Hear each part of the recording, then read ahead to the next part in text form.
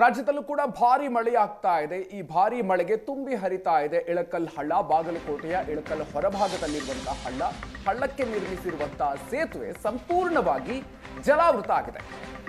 ರಾಜ್ಯದಲ್ಲೂ ಕೂಡ ನಿರಂತರವಾಗಿ ಭಾರಿ ಪ್ರಮಾಣದಲ್ಲಿ ಮಳೆ ಆಗ್ತಾ ಇದೆ. ಜಲಾವೃತಗೊಂಡ ಸೇತುವೆಯ ಮೇಲೆಗೆ ಜನರು ಓಡಾಟವನ್ನು ನಡೆಸ್ತಾ ಇದ್ದಾರೆ. ಸೇತುವೆಯನ್ನ ದಾಟಿ ದೇವರ ದರ್ಶನಕ್ಕೆ ಜನಸಾಗರವೇ ಹೋಗ್ತಾ ಇದೆ.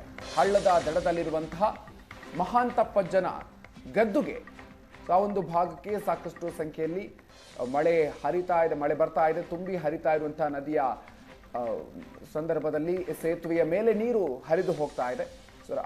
ಅದರ ಮೇಲೂ ಕೂಡ ಈಗ ಭಕ್ತರು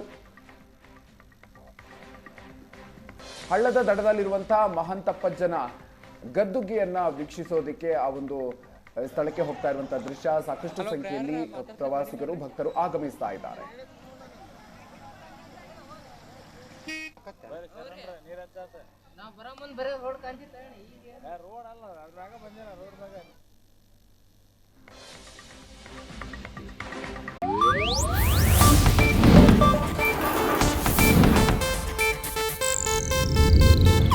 ಇದು ಏಷ್ಯಾನೆಟ್ ನ್ಯೂಸ್ ನೆಟ್ವರ್ಕ್ ಪ್ರಸ್ತುತಿ.